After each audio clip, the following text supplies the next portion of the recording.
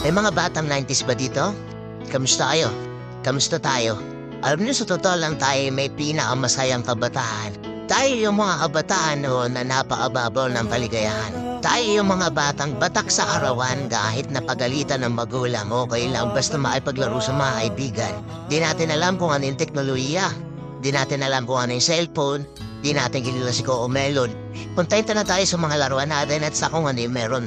Tayo yung mga batang halos makompleto natin lahat ng laruan sa Jollibee at McDo. Bumibili tayo ng tigpipisong laruan baka sakaling may laruan doon sa loob. Naalala nyo?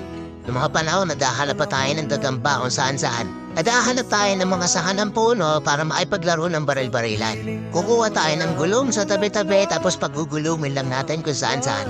Mabibwisit tayo kapag hindi tayo pinayagan ng magulang natin maipaglaro sa mga kaibigan natin sa ulanan. Tayo yata yung mga huling batch ng mga bata na nakikipaglaro pa ng tagutan.